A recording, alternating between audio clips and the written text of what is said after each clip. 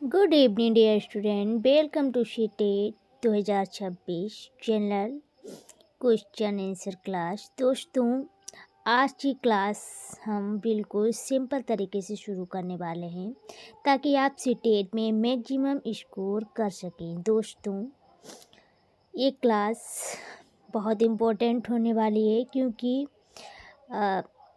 आज की शीडेपी की जो क्लास है इसमें ऐसे कॉन्सेप्ट देंगे जो शीटेट एग्ज़ाम में बार बार पूछे जाते हैं। So let's begin.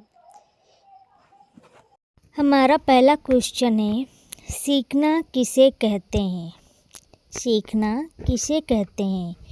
तो सीखना हमारे अनुभव और अभ्यास और प्रशिक्षण से होने वाला जो स्थायी परिवर्तन होता है उसे हम सीखना कहते हैं। नंबर 2, पियाजे के अनुसार 7 से 11 वर्ष का बच्चा किस अवस्था में होता है? दोस्तों, पियाजे की जो पियाजे ने 7 से 11 वर्ष की जो अवस्था बताई है उसमें बच्चा कॉन्क्रीट ऑपरेशनल स्टेज यानी ठोस संक्रियात्मक अवस्था में होता है। वायोगोत्स्की का जेडपीडी सिद्धांत क्या है? जो वायोगोत्स्की ने जेडपीडी का सिद्धांत जो दिया है उसका अर्थ है बच्चे की वर्तमान क्षमता और संभावित क्षमता के बीच का अंतर, जिसे जोन ऑफ प्रॉक्सिमल डेवलपमेंट भी कहते हैं। कंस्ट्रक्टिविज्म यानी कि निर्माणवाद सिद्धांत किसने दिया या किसके द्वारा दिया गया? तो यह जीन पियाजे के द्वारा। लेटेंट लर्निंग या गुप्त अधिगम किसने बताया? लेटेंट लर्निंग या गुप्त अधिगम टोलमैन साहब ने बताया है। कोहेल वर्ग के अनुसार अच्छा लड़का अच्छी लड़की किस स्तर में आती है? तो कोहेल वर्ग के अनुसार अच्छा लड़का अच्छी लड़की कॉन्वेंशनल स्टेज यानी कि परंपरागत स्टेज में आते हैं। ऑपरेंट कंडीशनिंग का सिद्धांत किसने दिया? ऑपरेंट कंडीशनिंग का सिद्धांत B.F. स्किनर ने दिया था। रटने वाला सीखना किस प्रकार का होता है? तो रटने वाला सीखना सतही अधिगम होता है, जिसे सरफेस लर्निंग भी कहते हैं।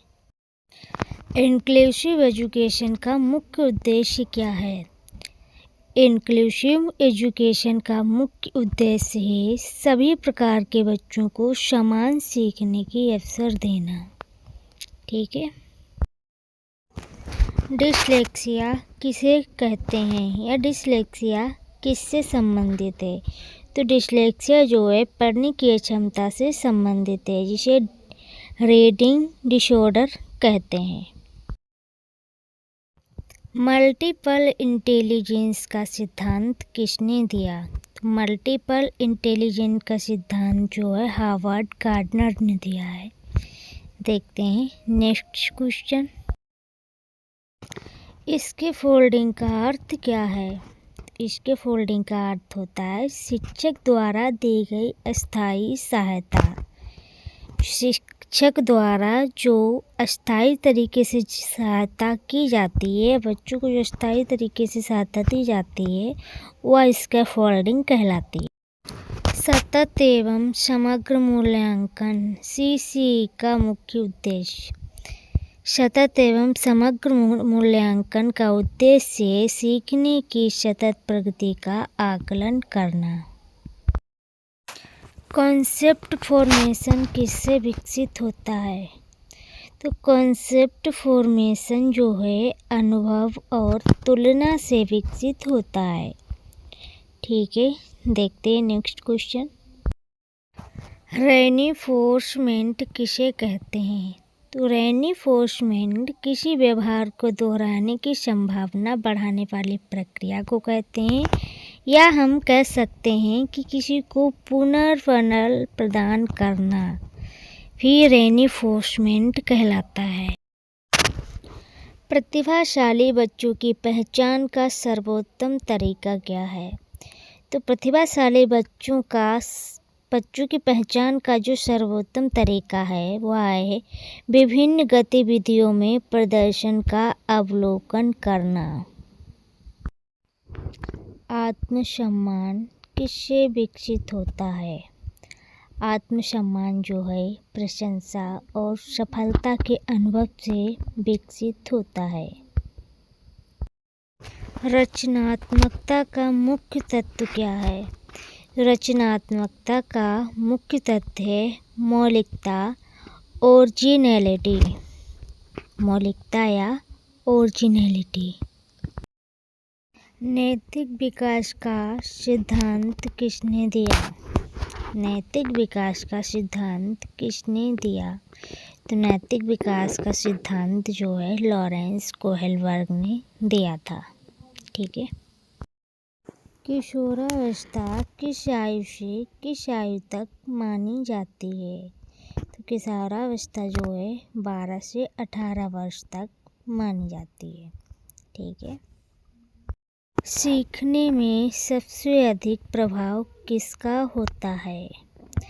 तो सीखने में सबसे अधिक प्रभाव बच्चे के अनुभव और परिवेश का होता है। ड्रिल मेथड का प्रयोग कब किया जाता है? तो जो हमारा ड्रिल मेथड है ये अभ्यास व याद कराने के लिए किया जाता है। ठीक है। गलतियों से सीखना किस सिद्धांत का हिस्सा है? तो गलतियों से सीखना ट्रायल एंड एरर सिद्धांत का हिस्सा है जो कि दिया है थॉर्नडाइक ने। ठीक है। इसको आपको इसका नाम भी याद रखना है। ऑटिज्म का मुख्य लक्षण क्या है? तो दोस्तों ऑटिज्म का मुख्य लक्षण होता है सीधे सीधे सामाजिक संचार में कठिनाई या सोशल इंटरेक्शन में कठिनाई, जैसे कि दूसरों से जुड़ने में रुचि दिखाना, इन लोगों से आंखों में आंख मिलाकर बात ना कर पाना, भावनाओं को समझने या देखने में कठिनाई होना, ये सब हमारे सोशल इंटरेक्शन में कठिनाई की वजह से होता है। इसे ही हम ऑटिज्म कहते हैं। यही ऑटिज्म के लक्षण होते हैं। ADHD किसका संक्षेप है? तो दोस्तों इसे हम अटेंशन डेफिशिएंट हाइपरएक्टिविटी डिसऑर्डर कहते हैं। यह एक प्रकार का न्यूरो डेवलपमेंट डिसऑर्डर है जिसमें बच्चे को ध्यान बनाए रखने में प्रॉब्लम होती है, बहुत ज़्यादा सक्रियता आ जाती है उसके अंदर, जैसे कि हम कह सकते हैं ध्यान की कमी और अत्यधिक सक्रियता विकार इसमें आता है। ठीक है।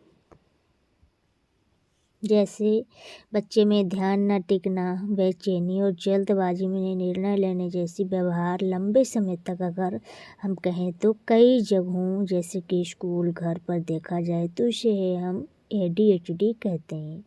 यह कोई बुरी आदत नहीं होती है दोस्तों, बल्कि दिमाग के विकास का ही एक अलग तरीका है। ठीक है। उम्मीद करती हूँ ADHD के बारे में अच्छे से समझ आ गया होगा। स्कूल रेडीनेस में क्या शामिल है? तो स्कूल रेडीनेस में भाषा, सामाजिक, भावनात्मक व शारीरिक तैयारी शामिल है।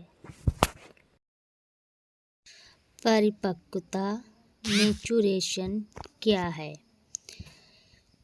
मैच्योरेशन प्राकृतिक विकास हो जाना बिना अभ्यास के ही परिपक्वता कहलाती है।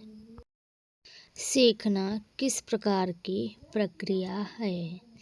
तो सीखना सक्रिय तथा उद्देश्यपूर्ण प्रक्रिया है।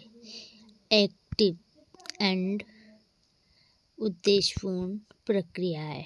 ठीक है। एक अच्छे शिक्षक की क्या भूमिका है? तो एक अच्छा शिक्षक जो है सीखने का सुगम करता या फैसिलिटेटर कहलाता है। ठीक है, जो आपको सीखने में आपकी मदद करेगा, आपकी हेल्प करेगा, आपके एम्स को, आपके उद्देश्य को, आपके लक्ष्य को पूरा करने में आपकी हेल्प करेगा, आपको सही रास्ता दिखाएगा, आपको गाइडेंस देगा। यही अच्छा शिक्षक है। तो दोस्तों, ये रहे कुछ हमारे सीटेट के लिए 30 इम्पोर्टेंट क्वेश्चन विद आंसर। तो दोस्तों, आज की क्लास हेल्पफुल लगी हो तो एक लाइक ज़रूर कर देना, ताकि हमें पता चले आपको इस तरह की क्लास और चाहिए। आपका हर कमेंट मुझे अगले क्लास बनाने की ताकत देता है। सो दोस्तों, इसलिए अपनी प्रतिक्रिया ज़रूर लिखें। मिलते हैं नेक्स्ट क्लास में, और वीडियो देखने के लिए धन्यवाद दोस्तों। अगर आप चैनल पे पहली बार आते हैं तो प्लीज़ चैनल को सब्सक्राइब करें, ताकि आप कोई भी जानकारी आपसे मिस ना हो और हर इम्पोर्टेंट जानकारी आप तक पहुंच सके। हर एग्ज़ाम की अच्छी जानकारी आपको मिलती रहे, इसके लिए आप चैनल को प्लीज़ सब्सक्राइब करें। ठीक है, तब तक के लिए टेक केयर।